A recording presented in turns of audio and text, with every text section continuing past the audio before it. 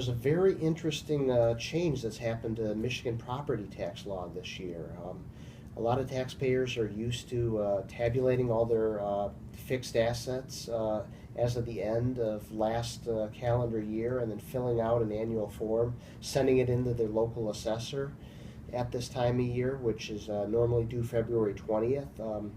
But there's a new form in place called a Form 5278 that's available generally to manufacturing companies and anyone who does what's considered under the law as industrial processing. And if you are eligible for and file this special form, it can result in tremendous tax savings this year. Generally, the idea is that a few years ago, the state of Michigan really wanted to help manufacturers out from having to pay this tax, which tends to fall very heavily on them. So they passed what turned out to be a pretty complicated law that substantially cut property tax rates for these types of companies.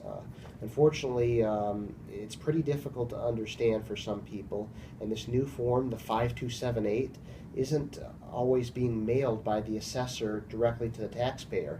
In some cases, they're just mailing the old form, which has much higher rates there. So you're going to want to watch out for this Form 5278, which is available at the Michigan Taxes website. The other key thing to notice here is that this isn't based on what your actual classification is from your local assessor. Normally, property is either classified as industrial, commercial, or utility property for local taxpayers.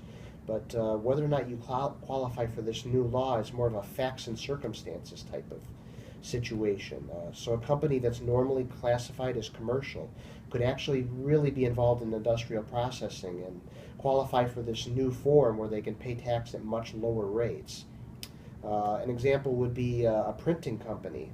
You know, some of those are classified as commercial, but we discovered through detailed research that these companies actually qualify for this new lower rate, which actually happens to be 2.4 mils. Now, if you think about that, you know, the number of mils that a company pays varies a lot from jurisdiction to jurisdiction, but it might be, say, 48 mils.